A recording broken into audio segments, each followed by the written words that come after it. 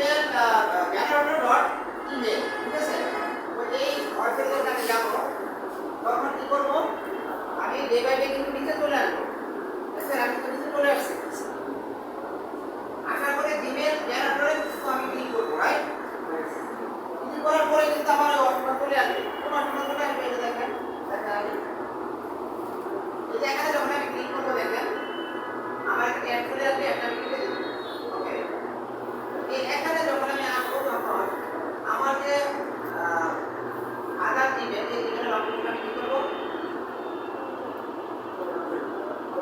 Right? Copy করে আমি এখানে কি করবো, এটা পেস্ট করে দেবো। ওকে, এই দেখেন এখানে ক্লিক করলে কিন্তু দেখেন আমার এখানে প্রায় 5,24,000 কিন্তু বিল আমার কাছে হয়ে গেছে, দেখছেন? তো এখন আমি হাজার হাজার লাখ লাখ কাজ করতে পারবো। ভাইয়া যদি আমাকে প্রতিদিন লাখ কাজ দেয়, আমি করতে পারবো, সমস্যা আছে তো? কোনো সমস্যা নেই, ঠিক আছে? তাহলে এই নিয়ে কোনো প্রশ্ন আছে? যদি থাকে বলেন, এই নিয়ে তার কোনো ক্লাস নাই সামনে, সেটা কি বুঝছেন?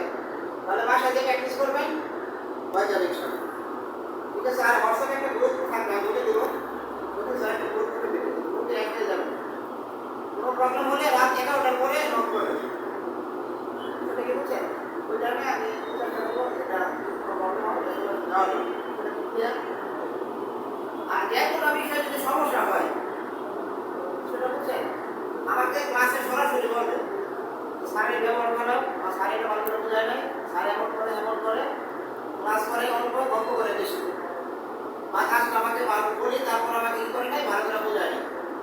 একদম ফেস টু ফেস কি করবেন, প্রশ্ন করবেন, এটা প্রশ্ন করবেন। পিছনে কথা আমি কিন্তু খুঁজে রাখি নাই, কোনো বিষয় ক্লাস নিয়ে, তাহলে এটাকে আমি পোস্ট